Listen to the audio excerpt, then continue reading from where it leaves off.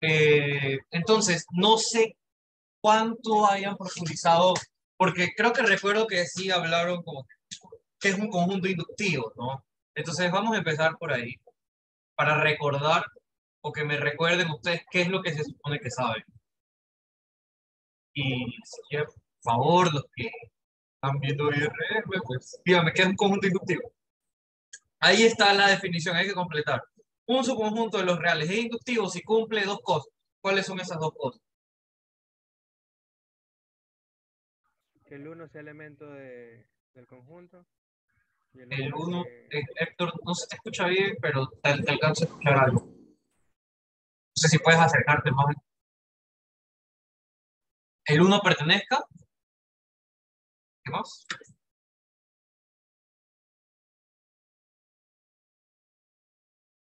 ¿Y cuál es la otra condición? Que si K pertenece al conjunto, Ok, entonces K más uno también.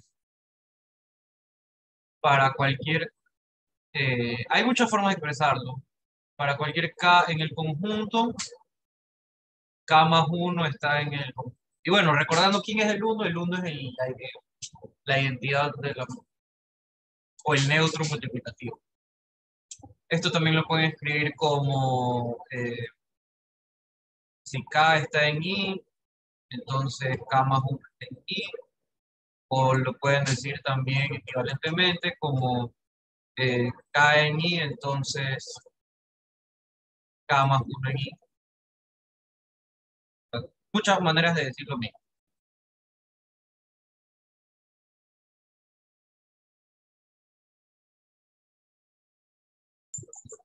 Ok, entonces denotamos a N como la intersección de todos los conjuntos inductivos.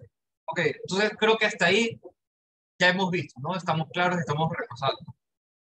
Ahora, de esto, quiero que, de esto de aquí, quiero que sepan que la idea de definir un objeto y tomar la intersección de todos no es una idea particular. Esta idea se usa en toda la matemática. Me atrevo a decir que en toda la matemática. O sea, tomas algo y ves, bueno, veamos cómo se comporta la intersección. Cuando vean teoría de la medida, van a ver que el sigma álgebra generado es la intersección de todas las sigma álgebras. Cuando vean el ínfimo de algo, van a ver que es la intersección de todas esas cosas. Y bueno, de hecho, ustedes ya saben algo de ínfimo y supremo, podremos comentarlo en su momento. Ver la relación que tiene la intersección y la unión, el ínfimo y el supremo.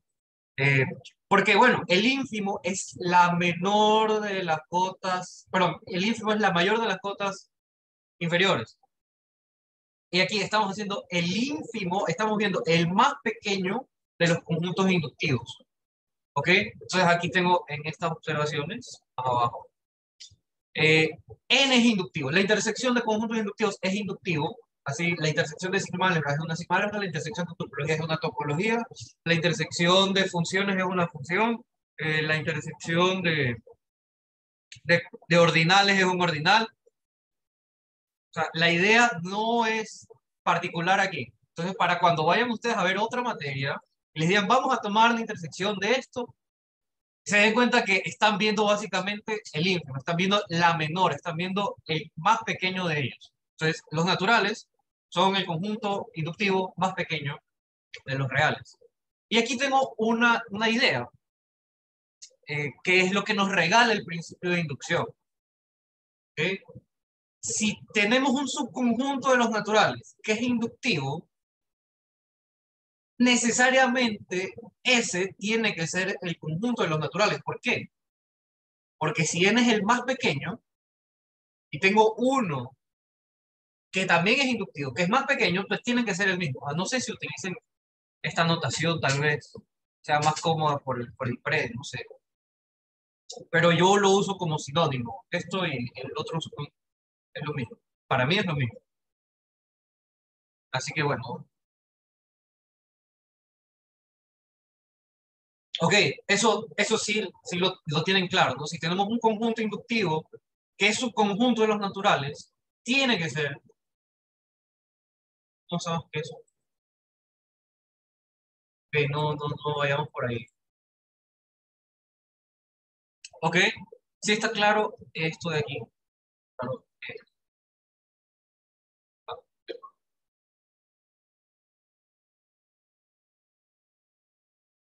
que básicamente esto es lo que nos regala el principio de inducción, que normalmente se lo escribe así, que si tenemos un predicado y cumple que se cumple el primer para uno, y si suponemos para acá, se cumple para acá más uno, entonces P de n se cumple para todo n natural.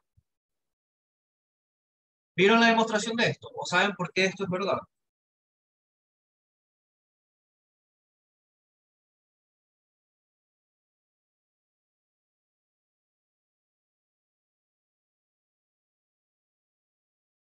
¿Fe? Por fe. No, aquí no hay espacio para la fe.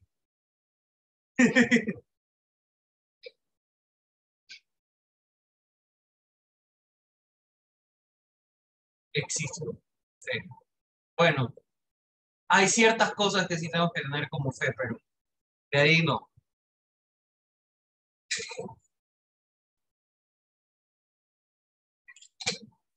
Ok, sí la digo, pero no la recuerdo.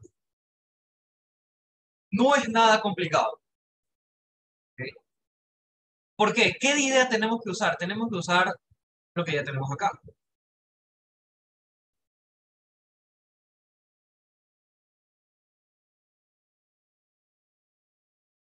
No se quedó con el fe. Cuando te dicen axioma, eso es fe.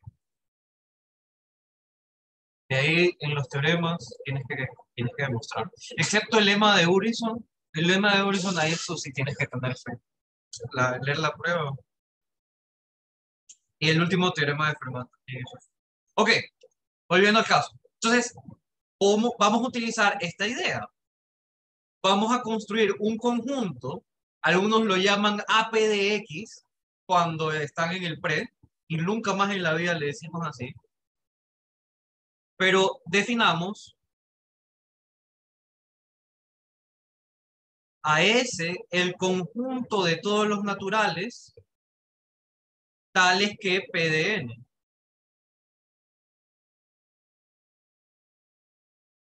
¿Ok? Definamos este conjunto. Y ahora, si se dan cuenta por las propiedades 1 y 2 que cumple este predicado, ¿qué tenemos?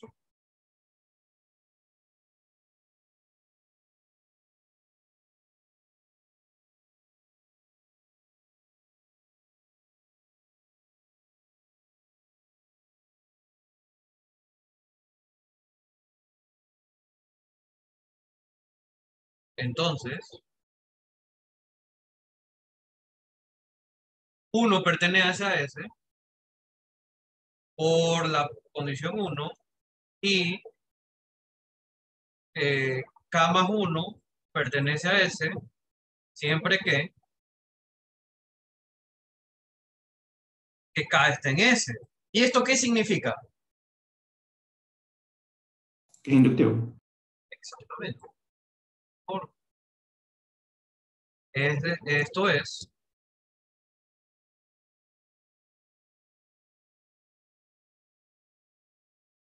ese es inductivo. Además,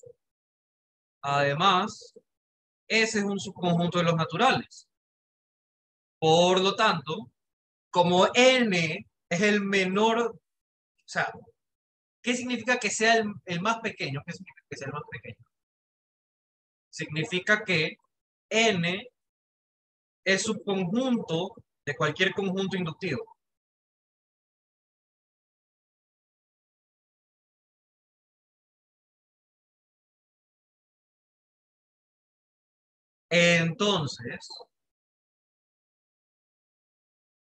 Entonces, si yo supongo que tengo un subconjunto de los naturales que es inductivo, entonces esto básicamente estoy diciendo, ese es subconjunto de N, pero como es inductivo, N es subconjunto de S, y eso es lo que nos dice la igualdad. Eso es lo que nos da la igualdad.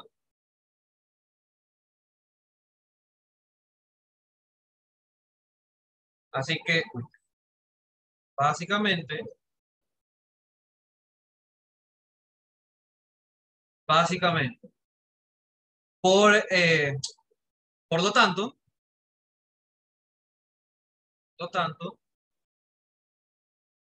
S es igual a N. ¿Y qué significa que S sea igual a N?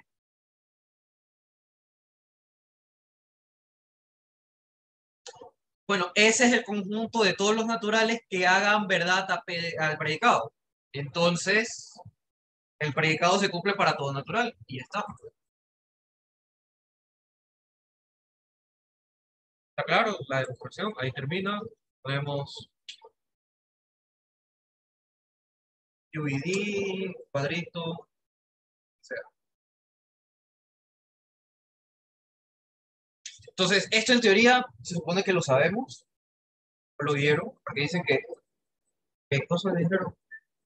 Que no se acordaba. O sea, que dieron la demostración, pero no lo recuerdo. Bueno, así que, ¿alguna pregunta?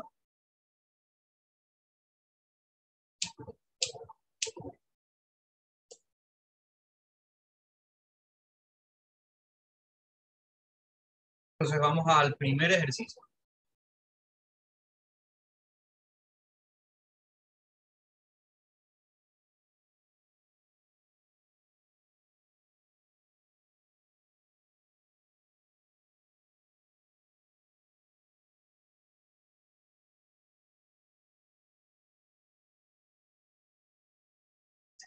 Entonces, vamos a definir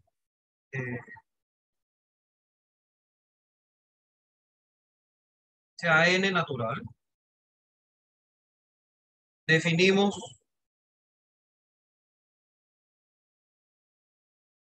I sub n al intervalo de números naturales que va de 1 hasta n. ¿Qué significa esto? Estamos tomando todos los naturales menores o iguales que n. Esto sería 1, 2, hasta n. Perdón, hasta n. ¿Ok? Entonces, lo primero, mejor voy a hacer al revés. Darle problema 1, literal A. Demuestre que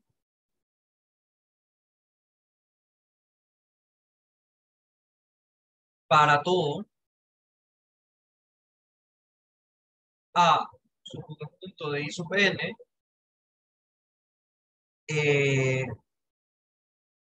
no vacío tiene elemento mínimo.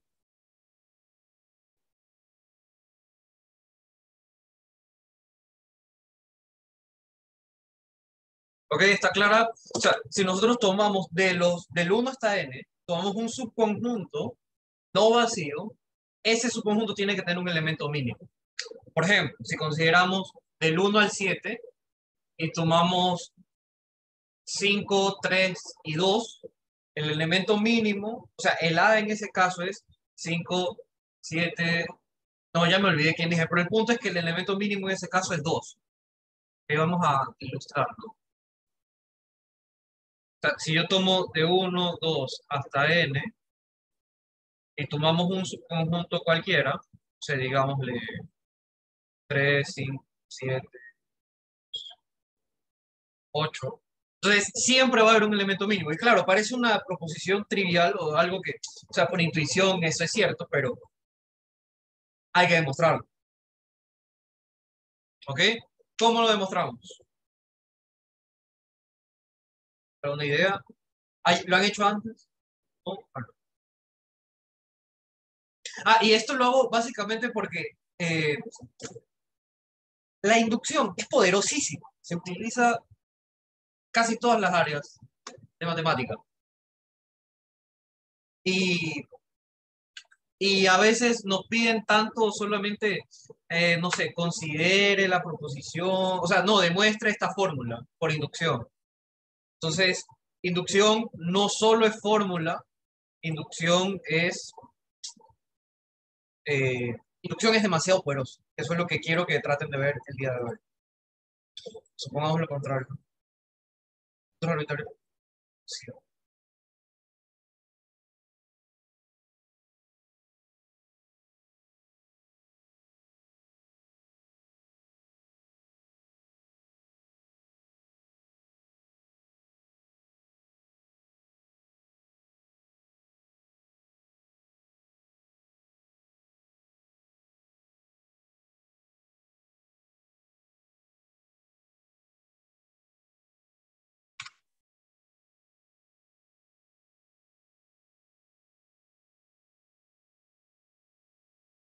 No, al contrario, no, vamos a hacer por inducción, porque el tema de hoy es inducción, entonces, pues, deberíamos intentar hacerlo por inducción.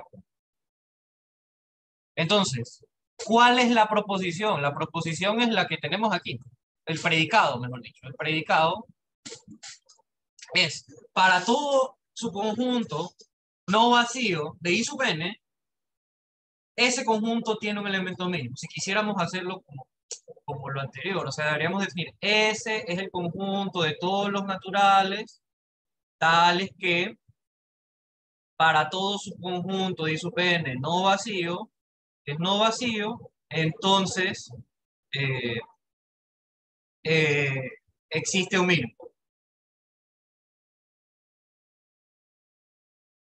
Ese es el conjunto que tenemos y queremos probar que ese conjunto efectivamente es todos los naturales. Entonces, esta idea bonita. Sin embargo, entonces empezamos, ¿no? Para n igual a 1. O digamos, procedamos por inducción.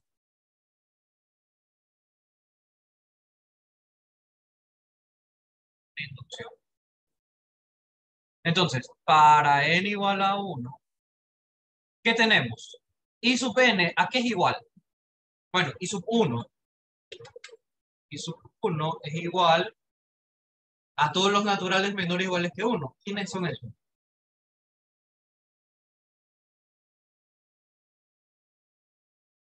Hola. ¿Quiénes son esos? El 1. Listo. Solamente está el 1 aquí. ¿Y qué subconjuntos tiene ese conjunto?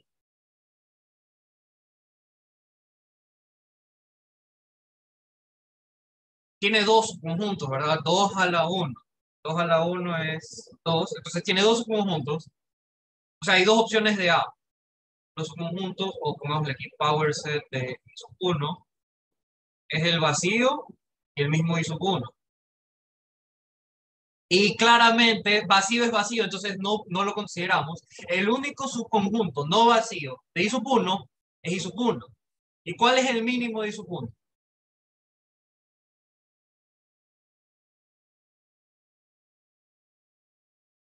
¿Cuál es el mínimo del conjunto formado por el 1? Es el mismo 1. Porque solo hay un elemento, entonces no tenemos que comparar con nadie. Y ya está. Entonces se cumple trivialmente. Para n igual a 1, eh, eh, la proposición es verdadera, o se cumple.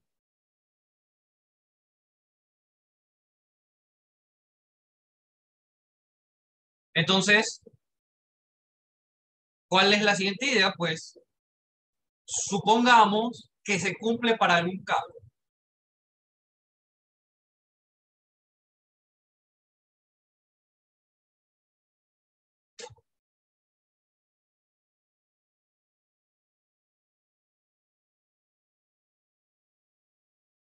Para n igual a K.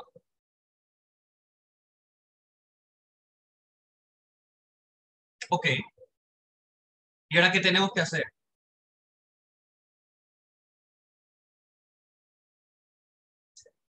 Tenemos que ver que se cumple para K más 1. ¿Cómo hacemos eso?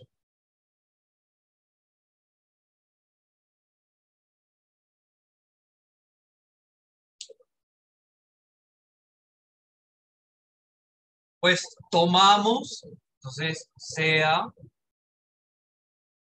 A, esta es la hipótesis inductiva, entonces le voy a poner un asterisco. O sea, A subconjunto de I sub K más 1, ¿verdad? Entonces, ahora sí viene el trabajo que es de pensar, que no lo pensé yo, eh, eh, esta prueba la saqué del Muncres, de la primera sección donde habla de los naturales y todo eso. Perdón, nuevamente,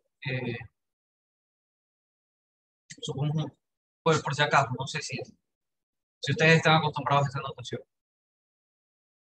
En fin, entonces la idea es que, bueno, ¿qué puede pasar con A? A puede tener muchos numeritos, les voy a decir A1, A2, hasta, no sé, A sub S. Y es posible que K más 1 esté o no esté en A, ¿verdad? Entonces digamos que estos puntos son A. Y he escogido ciertos puntos de todos los puntos eh, que hay en K más 1. Entonces, digamos, no sé, aquí escogí el 2, escogí el 5, escogí uno, escogí otro. Y puede ser que K más 1 esté o no esté en el conjunto. Si no está K más 1, si no está K más 1, ¿qué puedo hacer? Si K más 1 no está, entonces A es subconjunto ¿de quién? A es subconjunto, si K más 1 no está en A, entonces A es un conjunto propio de I sub K. Bueno, no, es un subconjunto de I sub K. ¿Está claro eso? O sea, si yo tengo, por ejemplo, un subconjunto de I sub K más 1 es 1, 2, 3, 4, 5, 6, 7, 8, 9 hasta K. Ese es un subconjunto de K más 1. Entonces, en ese caso, ¿qué puedo aplicar para saber que hay un mínimo?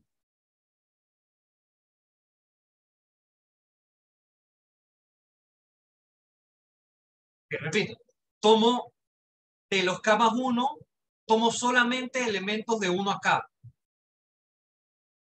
Entonces, para saber que este conjunto tiene un mínimo, aplicaría la hipótesis de inducción.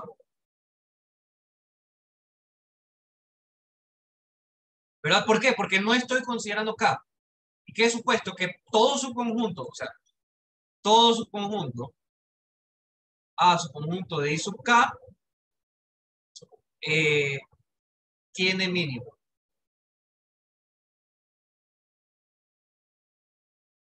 Todo su conjunto de I sub K tiene mínimo. Entonces, en este caso, si no tuviese K más 1, pues tuviese un mínimo. ¿Ok? Entonces podría, o sea, en el caso de que K más 1 no esté, y aplicamos la hipótesis de inducción. Ahora, el problema se da si K más 1 está. Entonces, la forma en la que está en el libro, les digo el Muncres de topología, la forma de resolver el dilema es, bueno, si A es igual al conjunto formado por K más 1, o sea, solamente elijo K más 1,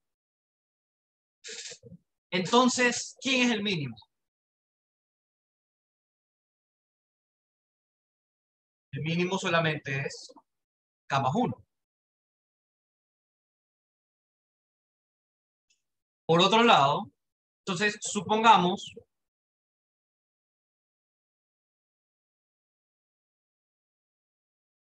que A no es igual al conjunto formado por K más 1. ¿Qué significa eso? Si no es el conjunto formado por K más 1, eso significa que hay alguien más distinto de K más 1, ¿verdad? ¿Y por qué tiene que haber alguien distinto? Porque A es no vacío. Y, bueno, A es no vacío. Tiene que haber alguien distinto. Puede estar K más 1, puede no estar. Lo que importa es que hay alguien distinto. Entonces, sea, llamémoslo, no sé, T en A, tal que T es distinto de K más 1. Y si T es distinto de K más 1 y es menor o igual que K más 1, ¿qué podemos decir?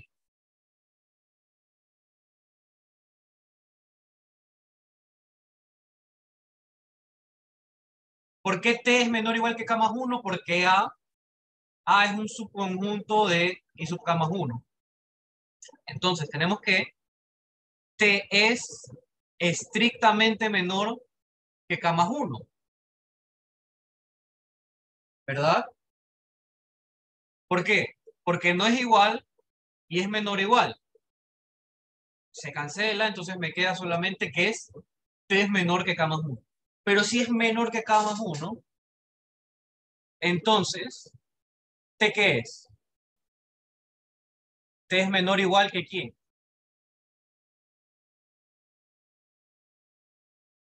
T va a ser menor o igual que K. Porque estamos hablando de números naturales. Si es menor que el sucesor, pues es menor o igual que K. Bueno, eso lo pueden demostrar. Espero que me crean eso, pero lo pueden demostrar. Ok. Así que, lo que importa de esto es que A, al intersectarlo con I sub K, es no vacío. ¿Por qué se cumple eso? Porque T es menor o igual que K, entonces T está aquí y por hipótesis T está en A. Y ahora, este conjunto, note que A intersección I sub K es un subconjunto de I sub K. Ahora sí puedo usar la hipótesis inductiva. ¿Por qué? Porque A intersección I sub K es un subconjunto de I sub K. Y hemos supuesto que todo subconjunto de I sub K tiene un mínimo.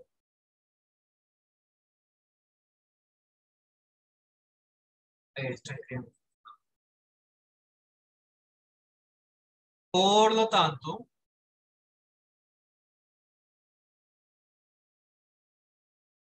existe S, S que es igual al mínimo de A intersección I sub K. Pero este mismo S, ¿qué podemos decir? Pues este mismo S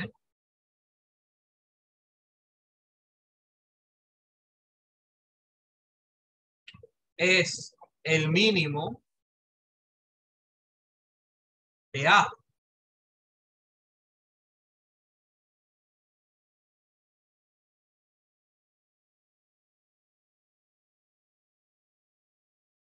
Eso sí me creen. Si no, pues, bueno, por la tricotomía de los números naturales, tomamos un A, en efecto. En efecto, si tomamos un X en A, entonces S es menor o igual que X o X es menor o igual que S. Para el primer caso, si S es menor o igual que X, ya está. Ya está. Entonces vamos a analizar este otro caso. En caso de que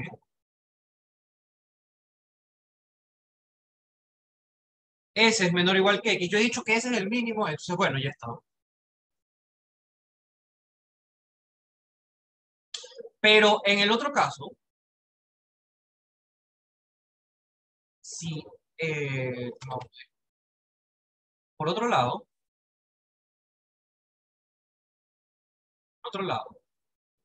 si X es menor o igual que S, y S, como S es menor o igual que K, esto significa que X es menor o igual que K.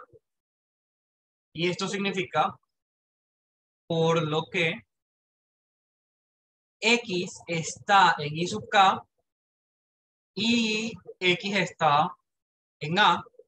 Por lo tanto, por lo tanto, por tanto, X está en la intersección, X está en esta intersección, X está en la intersección, y si está en la intersección, S es menor o igual que X. Es decir, en el caso de que sea más pequeño que S, en realidad son iguales. Pero S es igual a X. Es decir, si yo veo que hay alguien más pequeño que ese, en A tiene que ser igual. Entonces, en cualquier caso, si ese, si ese es más pequeño que todos los X en A, o ese X tiene que ser igual a ese. Y por lo tanto, ese es el mínimo. Así, o en conclusión, se cumple. Y esto, bueno, este S existe por la hipótesis inductiva. Así se cumple para n igual a k más 1. Por lo tanto, o en conclusión,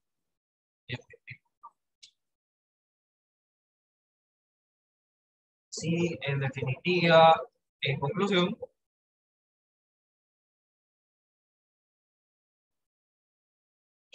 se cumple para todo n. Para todo n natural. Ok, ¿alguna pregunta? Ay, Dios.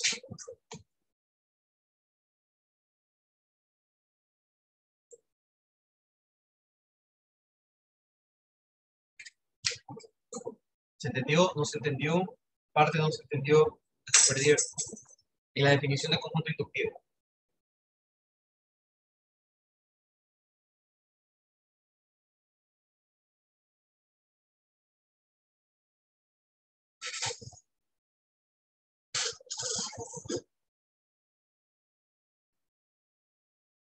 Y este era el literal A. Entonces, antes de poner el literal B, está claro. Básicamente el resultado es que tomas un subconjunto de I sub n, ese conjunto siempre tiene un mínimo. Y ahora, ¿por qué nos importa esto? ¿Por qué nos importa este resultado? Porque ahora vamos a probar algo muy importante que se llama el principio de la buena ordenación. ¿Lo conocen? ¿Lo han escuchado? ¿Lo vieron en clase? ¿Lo demostraron en clase?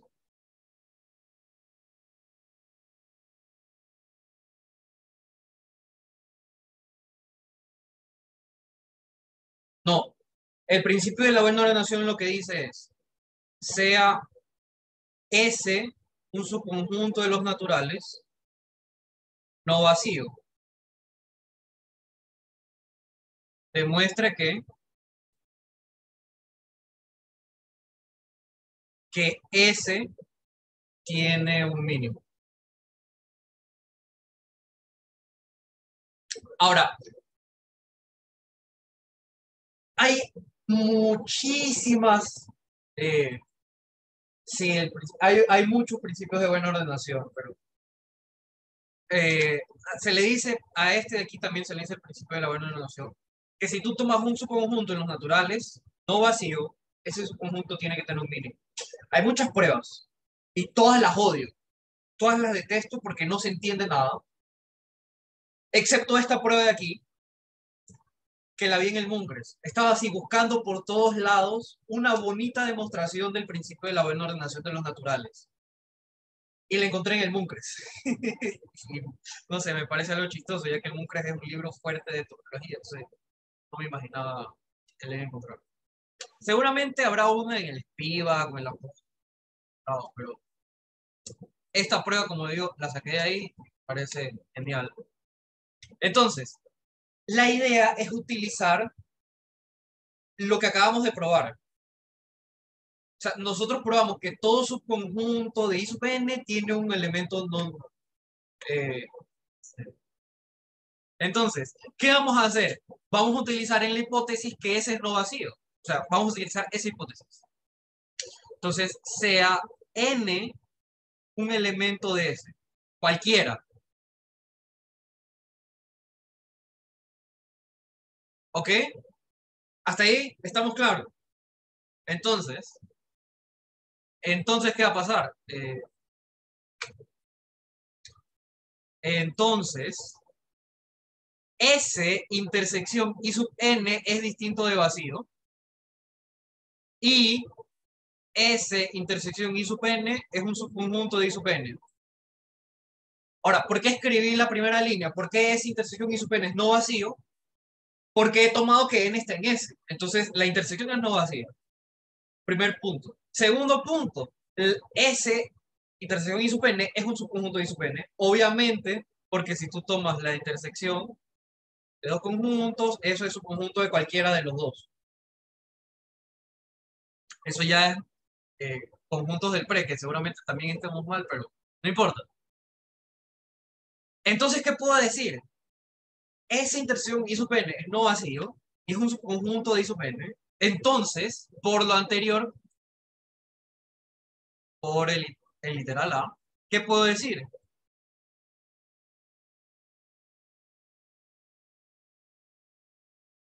¿Qué es lo que existe? Existe el mínimo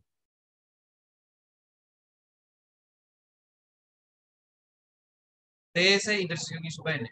Y ese mínimo, por un argumento similar, dicho mínimo, en efecto, es el mínimo de ese.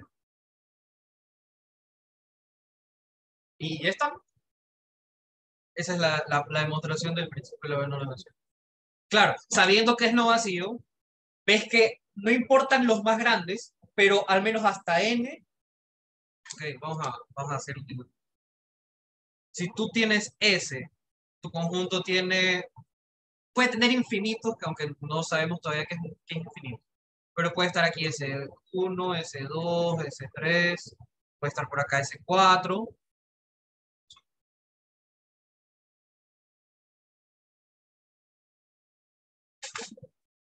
En fin, pero lo que sabes es que por aquí hay un n, y no importa si hay más grandes que n, pero hasta aquí, si te fijas hasta aquí, ese conjunto tiene que tener un mínimo. Y ese mínimo, en efecto, es el mínimo de todo el conjunto de eso.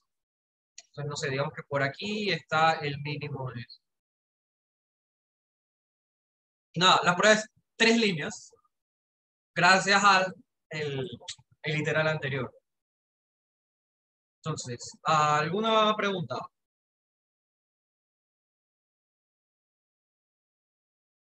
Y este principio,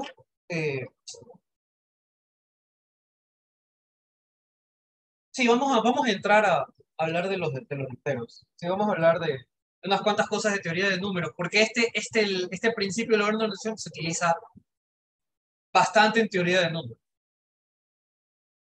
Entonces, ¿alguna pregunta? Una pregunta. Por favor, digan que sí, aunque sea por favor en el chat, que sí está claro. O que no, mejor si no. Bueno, a Mario no me interesa. Bien. Jeremy, solamente Jeremy dice que está claro.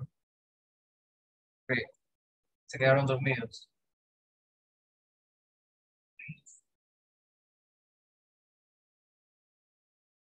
En fin, entonces, ¿qué es lo que hemos probado? Lo importante de rescatar aquí es que cualquier subconjunto no vacío de los naturales tiene un elemento mínimo. Y de hecho se podría generalizar, esto lo voy a dejar de ejercicio. Si ustedes tienen ejercicio,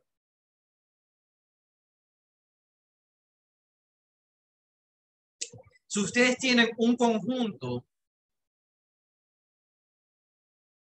acotado inferiormente,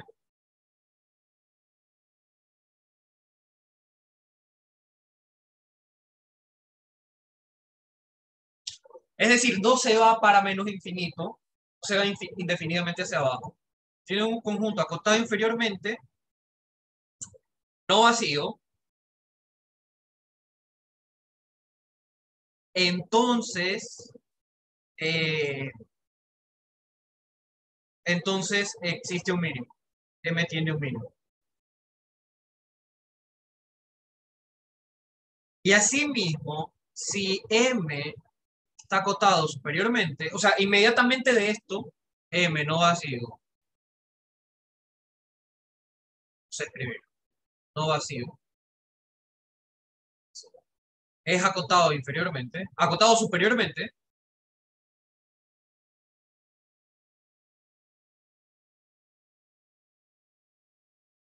Tiene un máximo. Y en conclusión, si M es acotado, no vacío.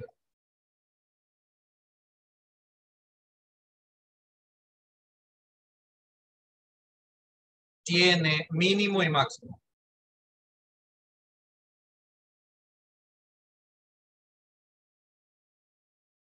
¿Ok?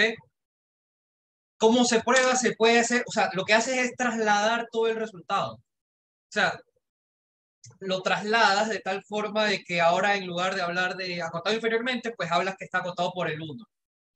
Y acotado superiormente, bueno, le pones negativo a todos y ahora está acotado inferiormente. Y si está acotado inferiormente tiene un mínimo y le pones menos a ese mínimo, se convierte en máximo. Y si, bueno, si tienes no así es acotado, entonces como es acotado inferiormente, tiene mínimo por la parte 1, por la parte 2 tiene máximo y ya está que tiene mínimo y máximo. Que como dice el profe, en el segundo lo que tienes que hacer es quemar la casa, o sea, le pones a todos negativos y luego apagas el fuego utilizando la primera condición. Y todas estas cosas son, digamos, intuitivas, ¿no? Si tienes un conjunto de enteros acotados inferiormente, ese conjunto tiene que tener un primer. Cosa que no pasa en los reales, no un conjunto de los reales acotados inferiormente no necesariamente tiene mínimo. Lo que sí tiene es un ínfimo. Eso sí sabemos por el mandamiento 13, que el axioma 13 es el axioma del supremo, que ya lo han estado discutiendo en clase, eh, pero, eh, pero no nos garantiza, en ningún lado nos va a garantizar que, sí, o sea, en este caso de los enteros, pertenece al conjunto. Entonces, para saber que pertenece al conjunto, lo tenemos que demostrar de esta forma, usando el principio del juego. Y así. O sea, sabemos que existe un supremo. Y de esto sabemos que en efecto ese supremo es es el mínimo, perdón, el supremo es el máximo en este caso. En efecto. Ok, ¿alguna pregunta?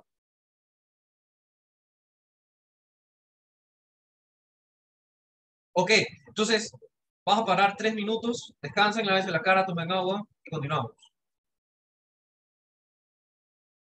Muy bien. Ahora vamos a hablar un poquito de teoría de números. No pensaba, no lo tenía aquí en los problemas, pero me parece que es importante, porque la teoría de números hay que saber, o sea, los resultados más bonitos. Entonces vamos a partir de la siguiente definición.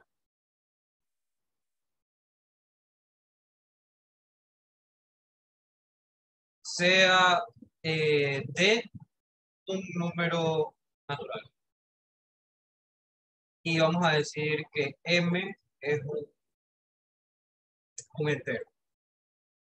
¿Qué significa que D sea un divisor de M?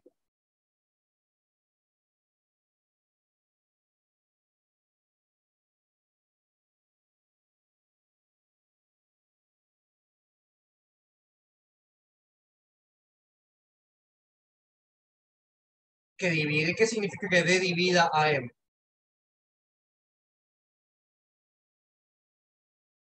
Eh, Aunque podríamos realizar un poquito primero en la... Diremos que D divide a M, D divide a M. Si pasa, ¿qué cosa? Si básicamente, si M dividido para D, ¿qué es? Es un entero. Entonces, para que pase esto, pues vamos a decir que D primero no sea 0. ¿Ok? Entonces, diremos que lo divide si m dividido para d es un entero. Y bueno, la división la conocemos por el axioma, ¿no? Hemos dicho, bueno, ya existe el inverso, entonces tal cosa. ¿Ok? Entonces, si m dividido para d es un entero. ¿Pero qué significa que m dividido para d sea un entero? Y esto es si y solo si existe un Q, existe un Q en los enteros, tal que m sobre d es igual a Q, y esto es si solo si, esto es equivalente a decir que m es igual a d por Q, que esta es la definición clásica, ¿no? En resumen, d divide a m, eh,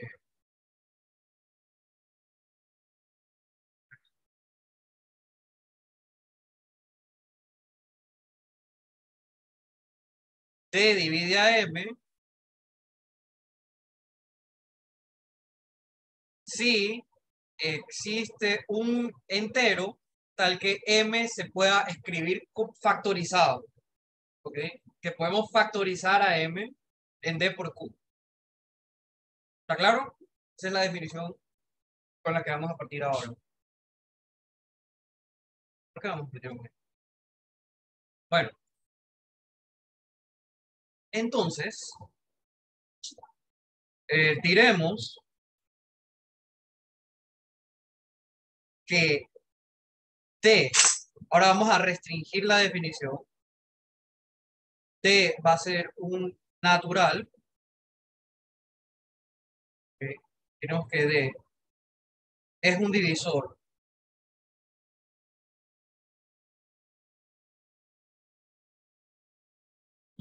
de m, y ahora m puede ser cualquier cosa. O sea, el divisor tiene que ser necesariamente mayor que 0. Tiene que ser positivo, un entero positivo. Que es un divisor de m si, eh, si d divide a m. O sea, un número puede ser puede dividir a cualquier otro, pero vamos a decir exclusivamente que es un divisor si es positivo, si lo divide y es positivo. Clarísimo. Entonces, ejemplos, para no quedar en el aire. Entonces, pues, 72, eh, al revés. Primero, 6 es un divisor de menos 72. De hecho, eh, encontremos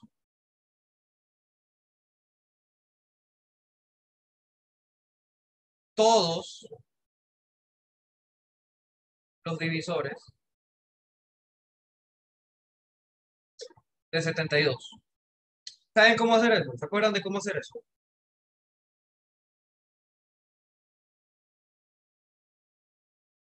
O, o-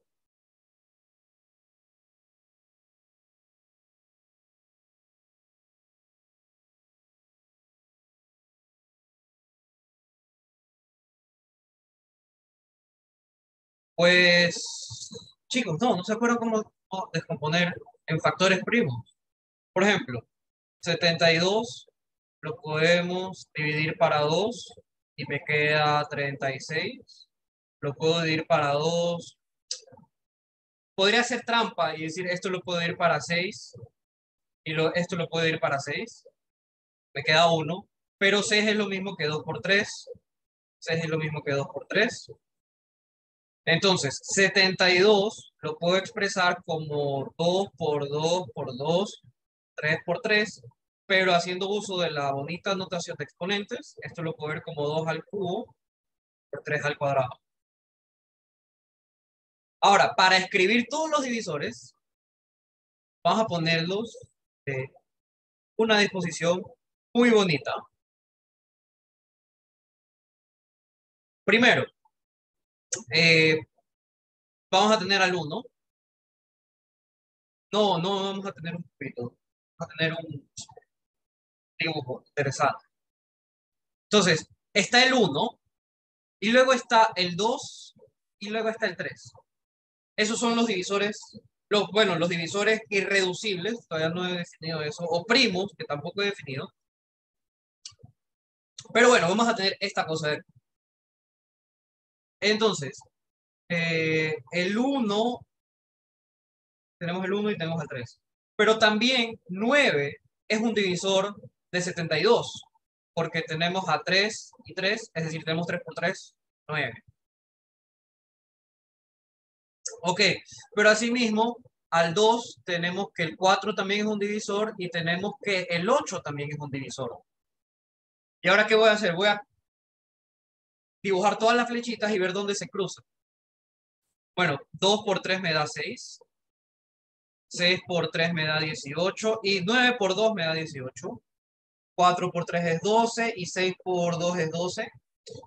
12 por... Bien, 12 por 3 es 36. Y 18 por 2 es 36. Eh, acá. 8 por 3 es 24. Y 12 por 2 es 24. Y 24 por 3 es 72. Y 36 por 2 es 72. Entonces, aquí está el dibujito. Lo voy a hacer más bonito. Acá. Voy a escribir mejor. A ver, tenemos el 1, 2 y 3. 8, 4, 2, 6. Y he puesto aquí unas flechas que indican que quién es divisor, ¿no? O sea, quién es el inmediato divisor. O sea, 18 divide a 36. Y claro, el resto también lo divide. Los que están abajo de 18 lo dividen.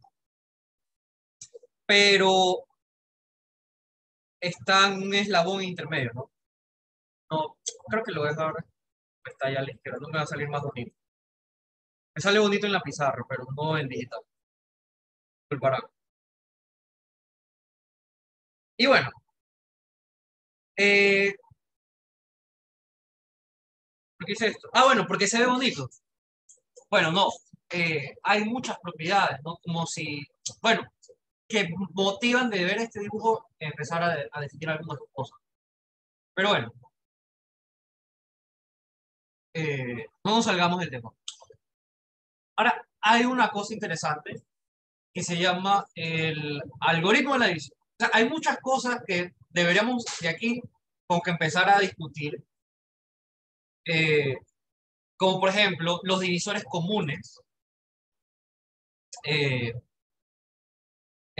hablar los divisores comunes. Ok, vamos a hablar de eso. Eh, Entre 12 y 18, simplemente para aprovechar que ya hice el dibujo. ¿Cuáles son los divisores que tienen en común el 12 y el 18? Son todos los que al final terminan apuntando para los dos. Por ejemplo, el 1, digamos, los divisores comunes de 12 y 18, llamémoslo así, es el 1 divide a 12 y el 1 divide a 18. El 2, porque puedes seguir la flecha por aquí y llegar al 12, o puedes seguir la flecha por acá y llegar a 12. El 3 también es un divisor de los dos, por aquí. Y el 6 también es un divisor común. El resto no es divisor común. El 9 no, porque el 9 no divide a 12. 4 tampoco, porque 4 no divide 18. De ahí el 5, el 7, el, el 4, estoy repitiendo, el 11, el 15, ya me paso, no puedo ver. Esos son los divisores comunes entre 12 y 18. Y si se dan cuenta, hay siempre uno que es el más grande. Eh, de hecho, podríamos demostrar que existe siempre el más grande, el divisor más grande, ¿verdad? Digamos aquí como el lema. Dados n y m, existe un divisor, existe el máximo común divisor, vamos a llamarlo así.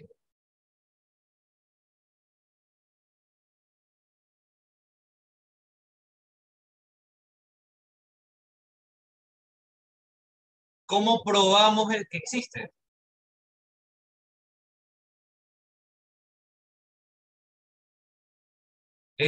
Pues considere d de n, m como el conjunto de todos los números naturales tales que los divida, sea un divisor común. D divide a n y d divide a m. Entonces, ese conjunto es no vacío, es no vacío. ¿Por qué? Porque al menos uno pertenece a este conjunto, porque el uno divide a todo el mundo. Entonces, este conjunto es no vacío y además es acotado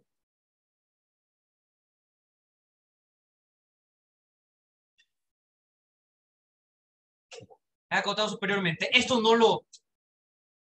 Habría que mostrar por qué. Simplemente porque si tú tienes que un número divide a otro, esto te va a decir que D es menor o igual que el valor absoluto de M. Claro, aquí D es un número entero positivo. En general es el valor absoluto. Pero claro, o sea, tú no puedes tener un número mayor que lo divida. Entonces, siempre por N y M. Este conjunto es agotado, porque si tú empiezas a ver los divisores, no sé, de 50, tú no empiezas a buscar 51, 52, 53, 54, por este hecho. Porque si es más grande, ya no es divisor. Entonces, está acotado superiormente. Por lo tanto, por el ejercicio que les dejé hace un momento, de probar que todo conjunto acotado, no vacío, tiene el máximo, pues existe DNM, tiene el máximo.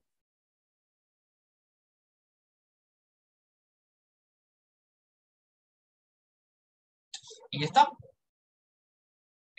Ahora, pero hay una propiedad que cumple este máximo común divisor que aquí no se aprecia, o sea, se aprecia, pero no tanto, porque solo hay 4 números. Pero es que este máximo común divisor siempre divide a los otros. ¿Okay? Es decir, este 1, bueno, estos son los divisores comunes entre 12 y 18. Y el 6 siempre es divisible para todos los anteriores. Para todos los anteriores. Entonces vamos a ver, no sé, otro ejemplo aquí. Digamos el 24. Entre el 24, voy a hacer el dibujo abajo. Entre 24 y 36. ¿Cuáles son los divisores comunes de 24 y 36? Pues vamos a tener al 1, vamos a tener al 2, vamos a tener al 4, vamos a tener al 3, vamos a tener al 6, vamos a tener al 12 y nadie más, porque o sea, de aquí llegamos al 24 y por acá llegamos a 36. Pero el 9 no es un divisor común, el 8 no es un divisor común y se acabó. Y el 18 tampoco es un divisor común. Entonces, los que me faltan aquí serían el 8, que ese no es un divisor común, el 18 no es un divisor común y el 9 no es un divisor común. Entonces, Estos son los divisores comunes de 24 y 36. ¿Cuál es el mayor? El mayor es 12. Y ese mayor siempre es divisible para todos los de abajo. Entonces, digamos que el teorema o el lema es que sea D, lo llamamos el GCD, el GCD, the Greatest Common Divisor, de N y M. Entonces, para cualquier otro divisor, si D es un entero positivo que divide a N y divide a M, o utilizando la notación de su momento, esto quiere decir que C pertenece al conjunto de divisores comunes. Entonces, si C pertenece a este conjunto, entonces C tiene que dividir a D. Entonces, no solo es más pequeño que el máximo común divisor, sino que está por debajo, o sea, que lo divide. Por ejemplo, el 2 divide al 2, el 6 divide al 2, el 4 divide al 2, el 3 divide al 2. Ok, pero para probar esto hay que usar algunas herramientas que no son inmediatas. Entonces, la primera herramienta que vamos a hablar es el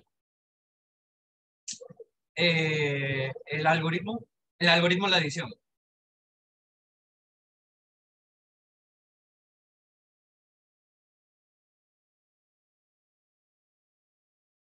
Y ahora, lo voy a probar por inducción.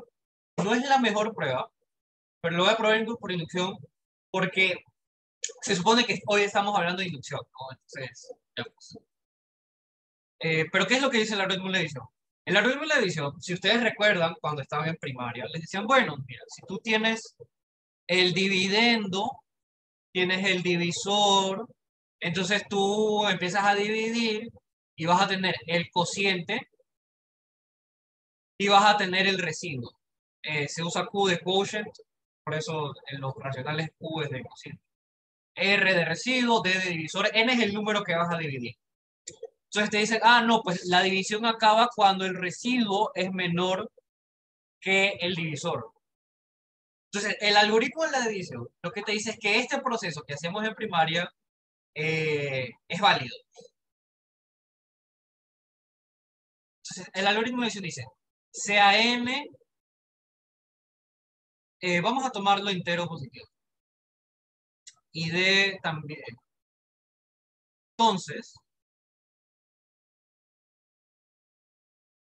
Entonces existen, y de existir son únicos, U y D, tales que eh,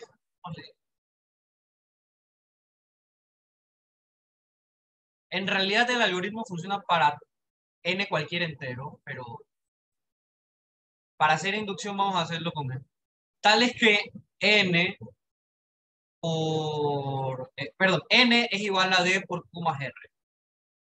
Es decir, n, si se acuerdan, como que la prueba de la división, vamos a ver si vimos bien, pues multiplicamos el cociente por el divisor, lo sumamos al resto y nos tiene que dar n. Entonces existen únicos Q y D enteros, tales que, no sé cuál es la prueba, lo he escuchado, pero nunca me enseñaron eso. Como que es para mejor saber qué es.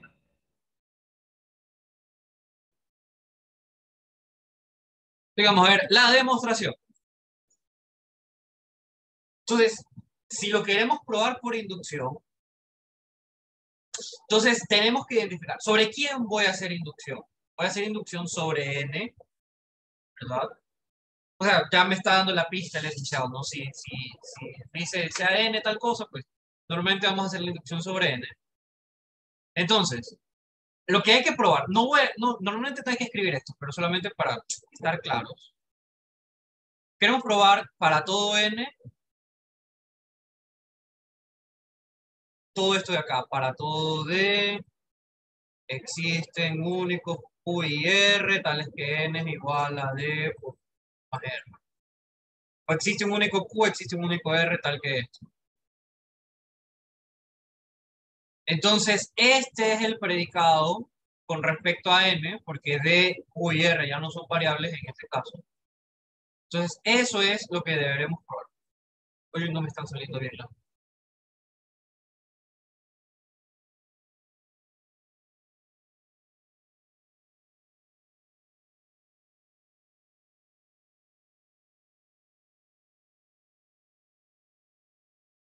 Ok, entonces, veamos el paso que le llaman el caso base, el base case, el primer paso. Entonces, para n igual a 1, ¿qué podemos hacer? Como si yo divido cualquier 1 para cualquier cosa, pues en general, eh, imagínense, ¿qué pasa si nosotros dimos 1 para 100? ¿Cuál es el cociente?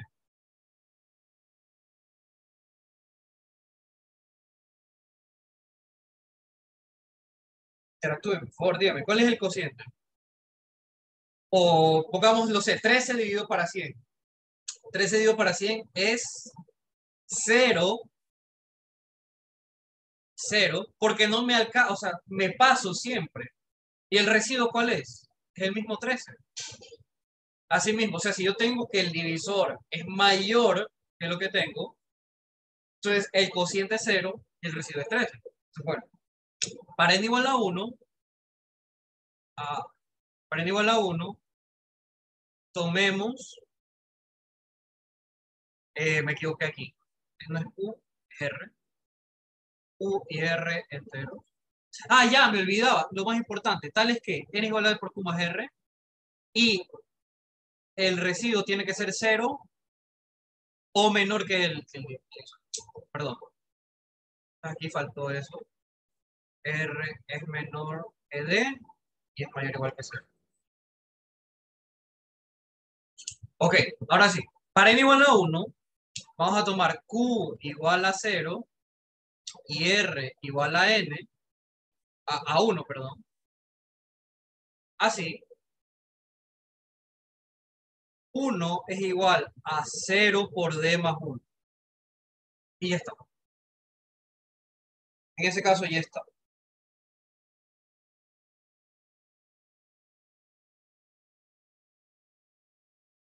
¿Ok? Entonces, el caso base siempre es el más bonito. Entonces, ¿qué vamos a hacer? Supongamos que el algoritmo de la adición se cumple para todo, para acá, para algún campo.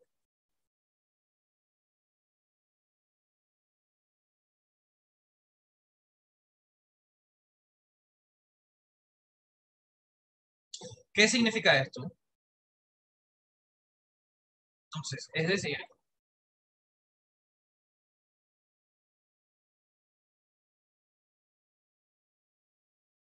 perdón, K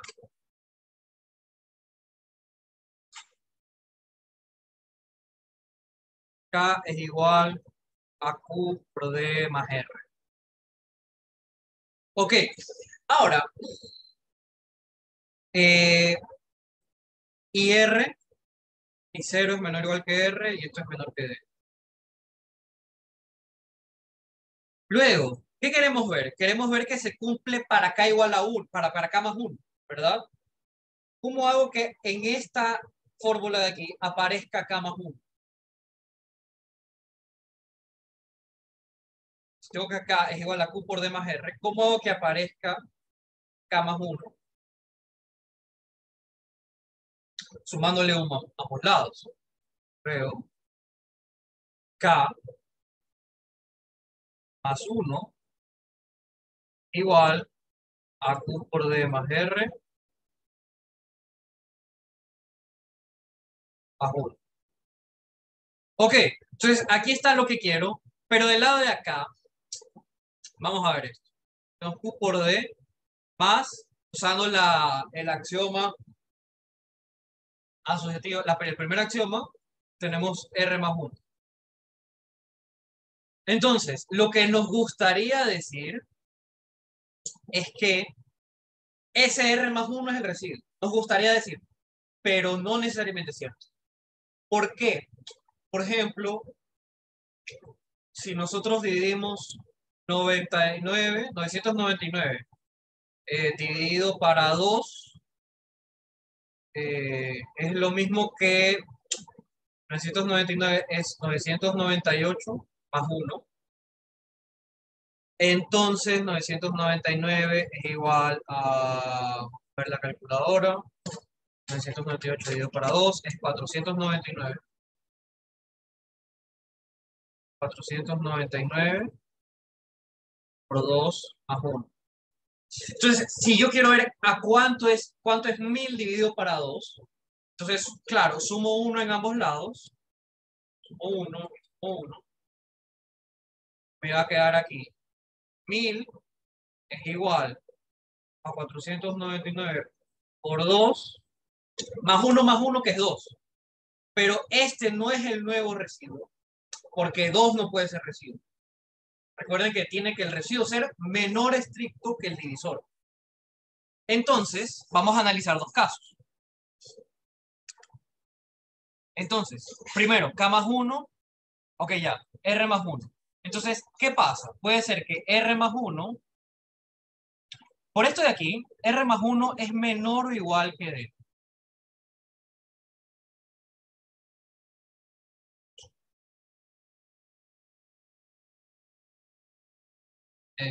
¿Dónde está? Aquí. Tenemos que R es menor que D, así. R más 1 es menor o igual que D. Esto es una propiedad de los números naturales o enteros también. O sea, de los enteros en particular de los naturales. Así que, si no la saben, pues la demuestran después. Quiero perder tiempo en eso. Se muestra por inducción, de hecho. En fin, si R es menor que D, R más 1 es menor o igual que D. Por ejemplo, no sé, 3 es menor que 7, entonces 4 es menor o igual que 7, eso es cierto. Pero si tú tienes 6 menor que 7, si le sumas 1 al 6, ahí se convierte igual. Entonces, si R más 1 es estrictamente menor que D, ya está. Ya está, ¿cierto? Si R más 1 es estrictamente menor que D, es decir, no me he pasado el residuo, no se pasó, ya está. Tomemos, yo qué sé, tomemos. Voy a ponerle aquí Q', R', R', R'. Tomemos Q igual a Q' y R, o sea, el residuo para acá, que sea R' más 1. O sea, encontramos Q y R. Pero, caso contrario,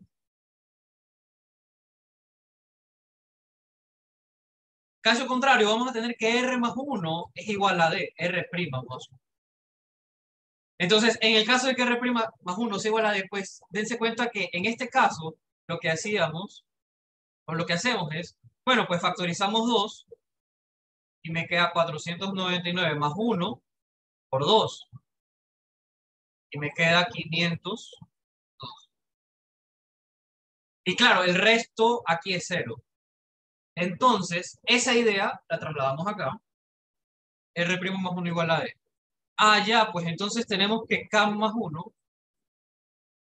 Luego, K más 1 es igual a Q' por D más R' más 1.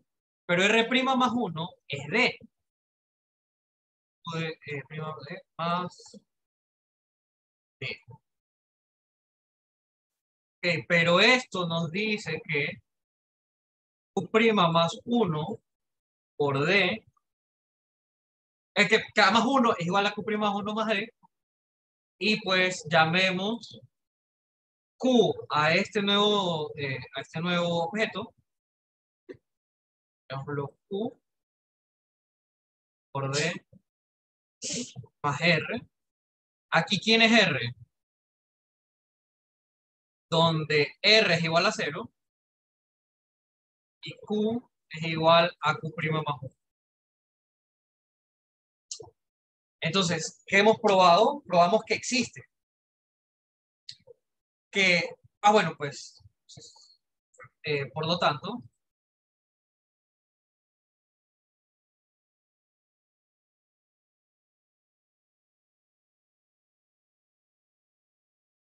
para K más 1, para N igual a K más 1. Donde usé la hipótesis inductiva en escribir acá de esta forma.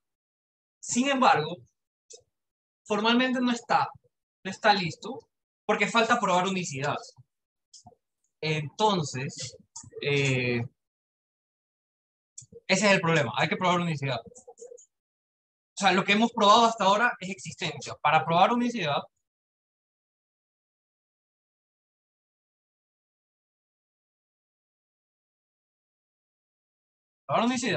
digamos que n es igual a Q1 por D más R, R1, y n es igual a Q2 por D más R2. ¿Y cómo se hacía esto?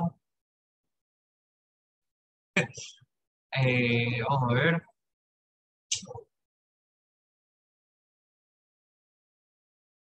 Claro, aquí R1 es menor que D, mayor o igual que 0. Y 0 también. R2 también está entre 0 y D. R2 entre D, R1, 0 y D. A ver, entonces, si hacemos la diferencia, escribimos así.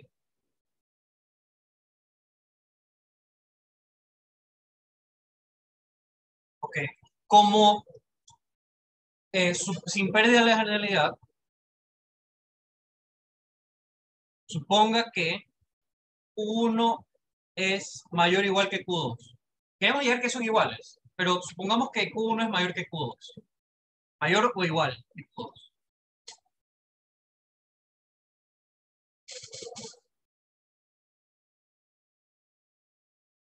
Entonces, si escribimos así de esta forma, 1 más R1, Q2 más R2.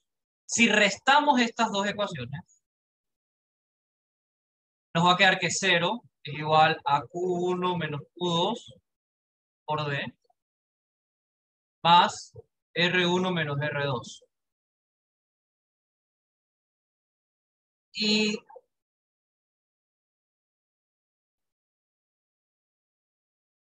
me gustaría aquí usar la unicidad para 0, pero hemos supuesto para...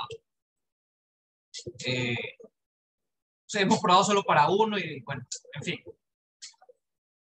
El punto aquí es que vamos a tener entonces que R2 menos R1, esto informalmente mandándolo a restar, digamos. O sea, sumando por el inverso aditivo en ambos lados de R1 y menos R2, nos queda que R2 menos R1 es igual a Q1 menos Q2 por D. Y ahora, ¿qué tenemos aquí? D es estrictamente positivo y Q1 menos Q2 es mayor o igual que 0. ¿Ok? Entonces, ¿qué pasa si eso es estrictamente mayor que 0?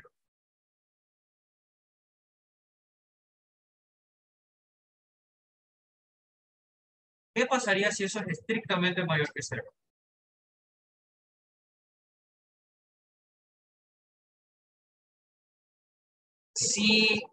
Es decir, para que sea estrictamente mayor que 0, si Q1 es mayor que Q2, vamos a tener que R2 menos R1 es mayor que 0. No, no solo mayor que 0, es mayor, vamos a tener lo siguiente. Esto, como son enteros, de 1, vamos a ponerlo así.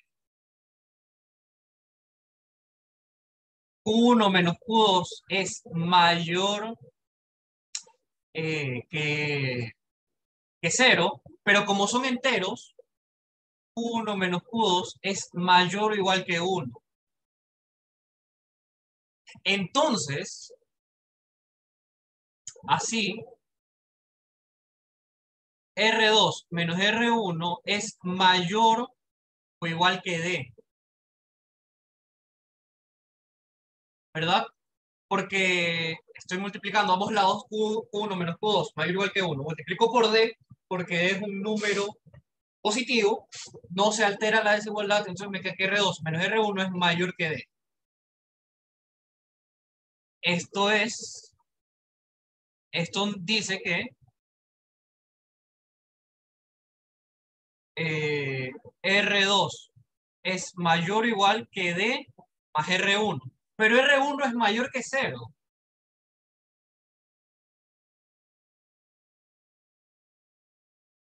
¿Y esto qué es? R2 es mayor que D. ¿Eso qué es? Estamos diciendo que el residuo es mayor que el divisor. Y eso es, amigos, cuéntenme, ¿qué es eso? Una contradicción. ¿Por qué? Porque no podemos tener que el residuo sea menor que el divisor. Y de hecho, aquí hemos supuesto que R2 es menor que D. ¿Y qué he dicho aquí? Que R2 es mayor o igual que D. Por lo tanto, lo cual es una contradicción, cual es absurdo. Por lo tanto, ¿de dónde salió la contradicción?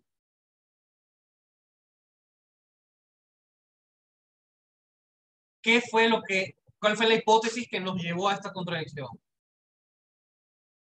Que Q1 es mayor estricto que Q2. Entonces, Q1 tiene que ser igual a Q2. O podríamos decir es menor o igual, pero como es menor, mayor o igual y menor o igual, entonces son iguales. Entonces, no puede ser uno mayor. Uno de los posibles no puede ser mayor, tiene que ser igual. Son iguales. Y si son iguales, pues vamos a tener, dense cuenta aquí en la ecuación de arriba, no sé si llamamos esto estrellita, de estrellita, entonces tenemos Q1 menos Q2, pero son iguales, entonces eso es 0. Tenemos que R1 menos R2, R2 menos R1 es igual a 0, y esto nos dice qué cosa, iguales.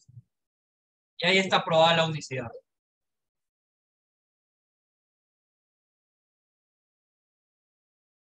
Entonces, ¿dónde usamos inducción? Usamos inducción aquí. Eh, Hay otra prueba que utiliza el principio del buen orden, que se lo dejaré de ejercicio. Eh, pero digamos que como para ilustrar la inducción, pues también lo quise hacer por inducción, porque ya estamos hablando hoy de inducción. Entonces, ¿alguna pregunta?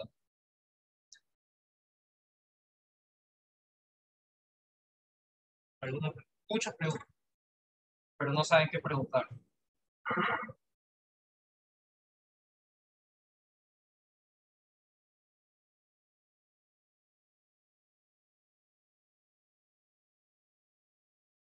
¿Y eso para qué? Ajá.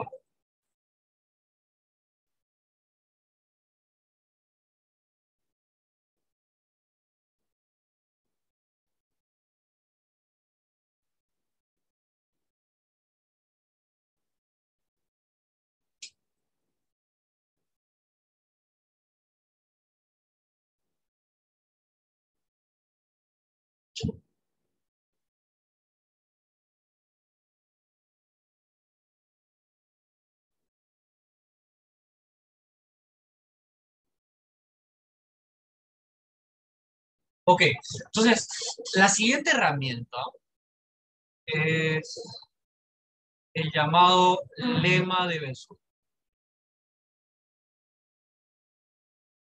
Lema de Bézout. Que dice, sea D igual al máximo común divisor entre N y M. Entonces, existen S y T enteros tales que T lo puede expresar como una combinación de N y M. ¿Ok? Eh, por ejemplo, si revisamos 24 y 36, ejemplo,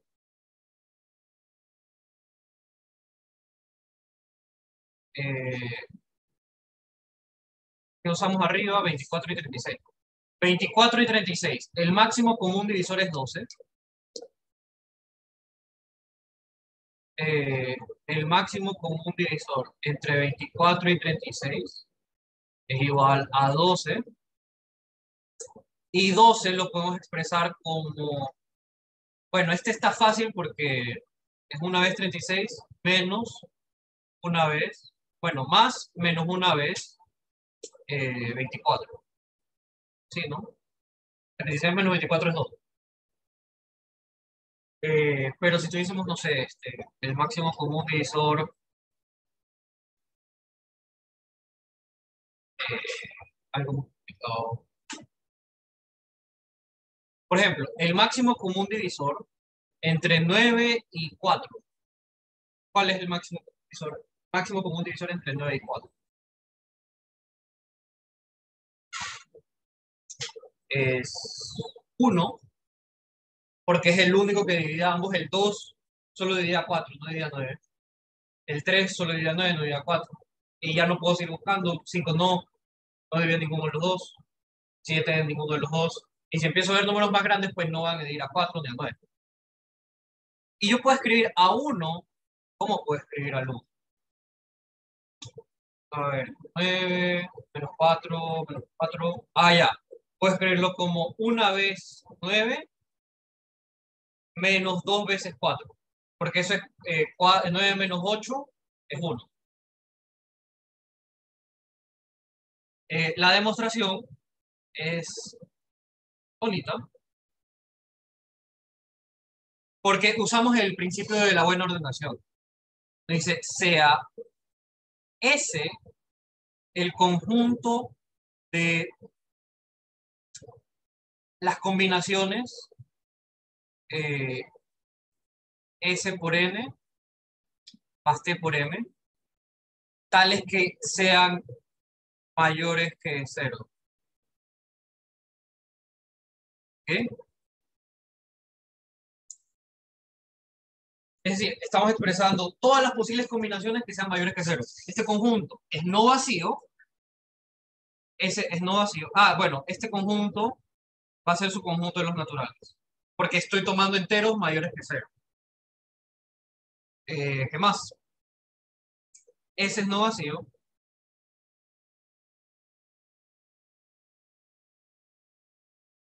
Ya que si tomamos, miren que n por n más 0 por m es igual a n al cuadrado, y todo cuadrado pues sabemos que es mayor o igual que 0, y bueno, aquí supongamos que no son 0. Entonces, este número es mayor que 0, entonces pertenece a él. Es decir, n al cuadrado pertenece a él. Ok, entonces tenemos un conjunto no vacío de naturales que está acotado inferiormente. Bueno, un conjunto no vacío de los naturales, entonces tiene mínimo. Entonces, este mínimo quiero probar que efectivamente es el máximo común divisor. Entonces, pues, sea D igual al mínimo de S. Veamos que D es el máximo común divisor.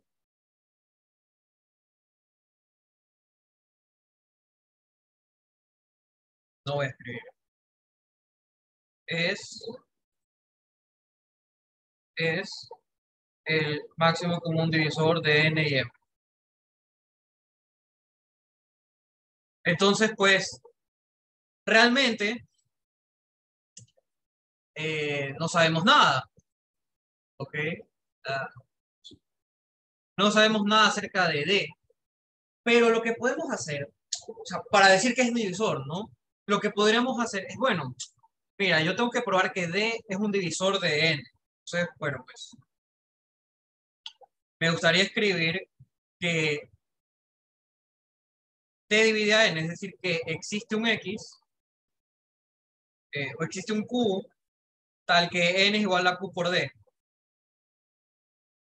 Ok, no tenemos una forma inmediata, pero lo que sí podemos hacer, ya mira, el algoritmo de la división que acabamos de probar me dice que puedo escribir a N como Q por D más R.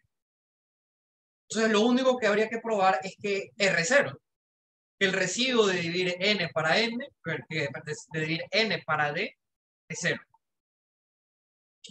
Entonces,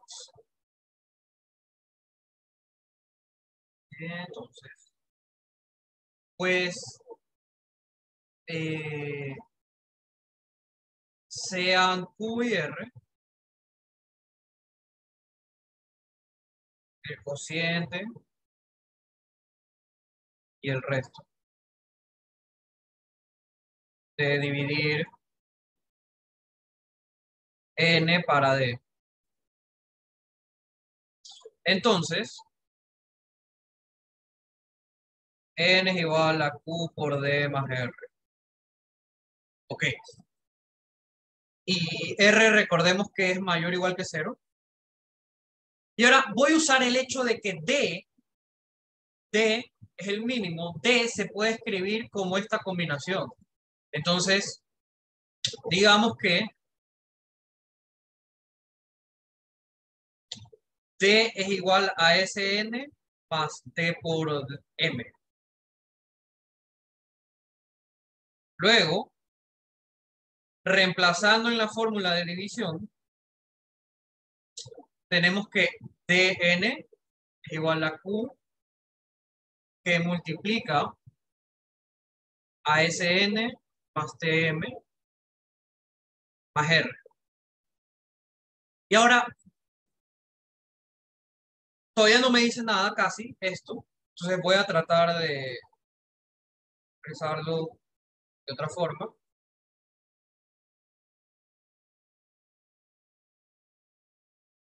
¿Esto qué me lleva? Voy a dejar la R solita. Ya vamos a ver por qué. Nos queda N menos QSN más Q menos, perdón, menos QT por M es igual a R. Y ahora podemos factorizar aquí N y nos queda 1 menos Q por S por N menos Q por T por M. Voy a poner aquí unos paréntesis y aquí voy a poner el menos R. ¿Y esto qué significa? Si se dan cuenta, estoy expresando al residuo como una combinación de N y de M. ¿Sí o no? Y recuerden que R, recuerden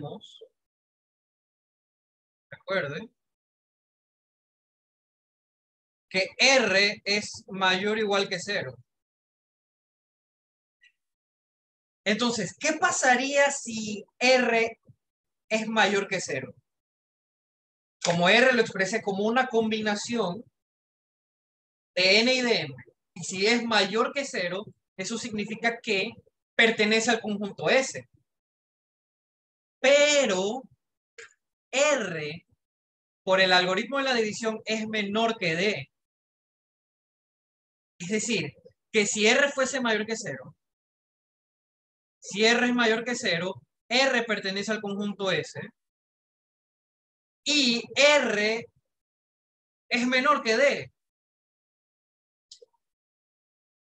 Pero esto es estúpido.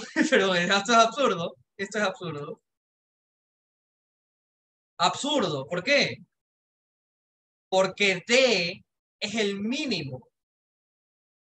Porque D es el mínimo de S. ¿Y qué encontré aquí? Encontré un número más pequeño que el mínimo. Eso no tiene sentido, es una tontería, es absurdo. ¿Ok? Es una contradicción. Entonces, no puede darse el caso de que R sea mayor que 0.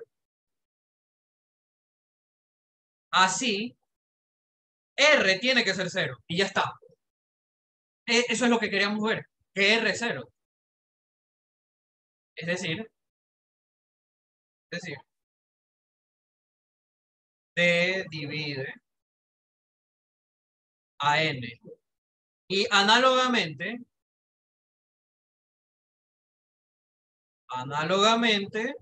vamos a tener que D divide a M. Siguiendo un argumento similar, escribimos a M igual a Q por D más R, reemplazamos D, escribimos el residuo en una combinación de N y M, y bueno, pues es imposible que R sea mayor que 0 porque es menor que D. Entonces R es 0.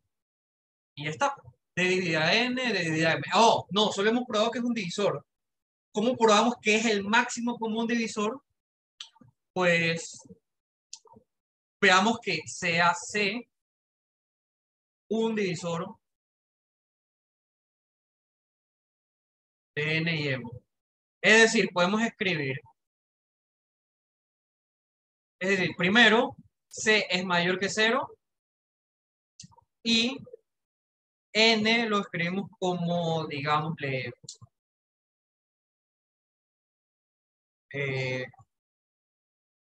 X por C, y voy a decir que M es igual a Y por C. Entonces,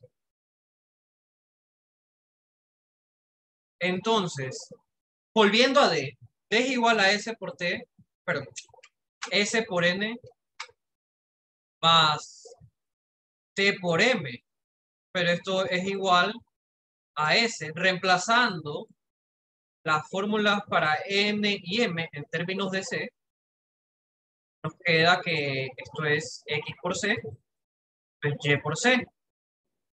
Y ahora esto nos queda SX más T por Y, C.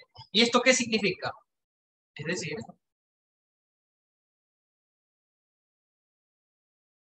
si D se escribe como algo por C, significa que C divide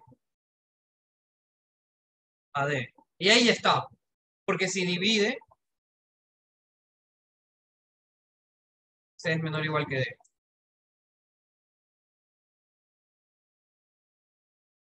Es decir, T es el máximo común divisor. ¿Por qué? Porque divide a uno, divide al otro, y si tengo otro divisor, es menor o igual que D. Por lo tanto, D es igual al máximo de N y D. Ya cobramos. Y claro, no, bueno, nosotros queríamos probar que el máximo común divisor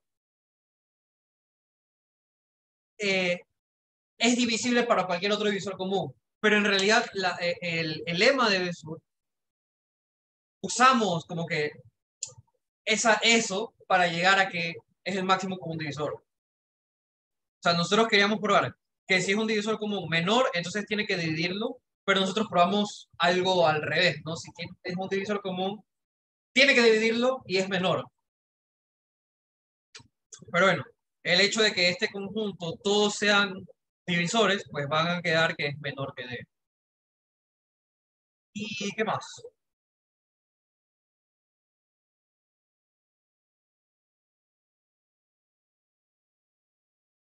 Y bueno, hay algún lema por ahí, un lema que se atribuye a Euclides, que dice lo siguiente, que si tú tomas, si X divide a un producto, en general no tiene que dividir a los dos. Por ejemplo, 4 divide a 14 por 6. 4 divide 14 por 6, pero no divide a ninguno de los dos. Pero 4 no divide a 14 y divide a 6, ¿verdad? Entonces, el algoritmo de Kries dice que si si X divide al producto y el máximo común divisor entre X y uno de ellos es 1,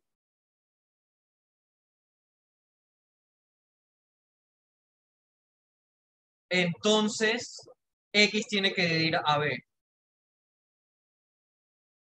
Que básicamente lo que dice esto es como que no hemos definido un número primo todavía.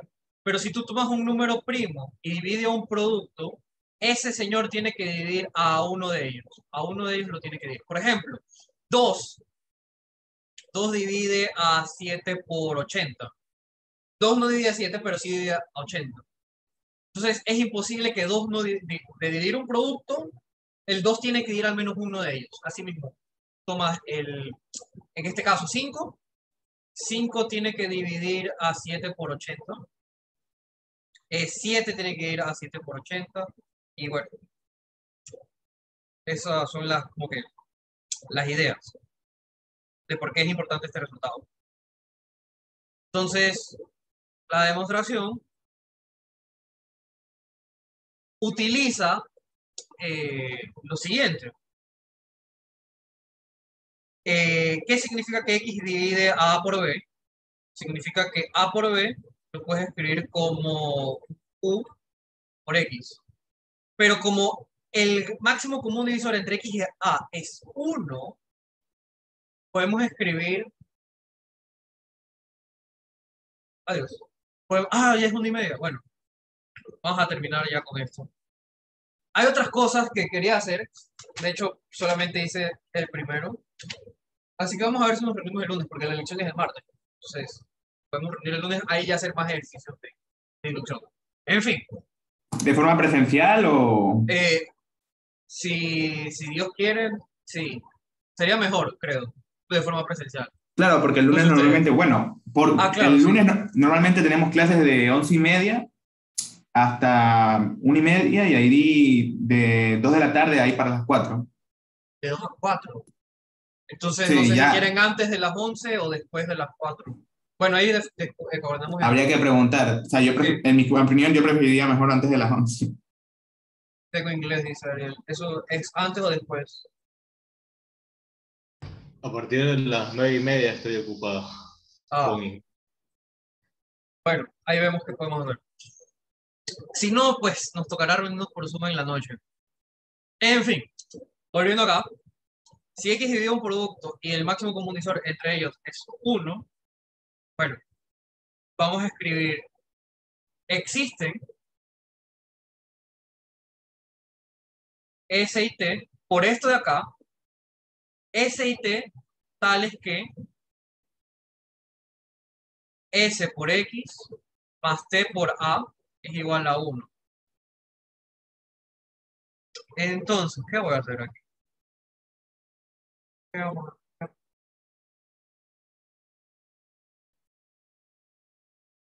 Quiero probar que X sea eso. ¿Ok?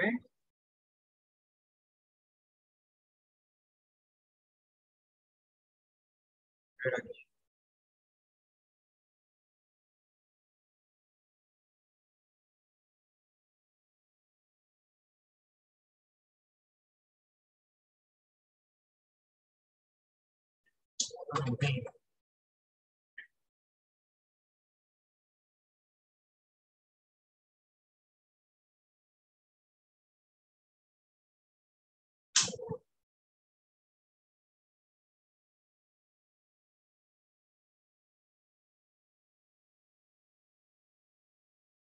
Ya. Ok. Si multiplicamos esto por B, multiplicamos esta identidad por B.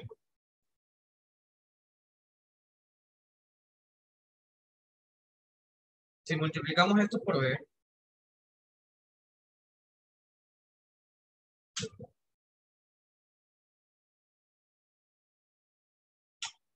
tenemos que S B por X más T A por B es igual a B. ¿ok? Multiplicando esa identidad por B. Y luego tenemos que, como A por B es igual a Q por X, reemplazamos eso aquí y nos queda SB por X más T por Q por X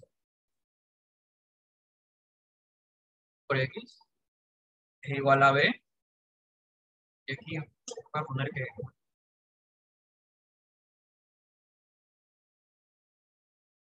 B por B, y que es 1 por B. Así que, del lado izquierdo, me queda que SB más T por Q por X es igual a B. ¿Y esto qué quiere decir?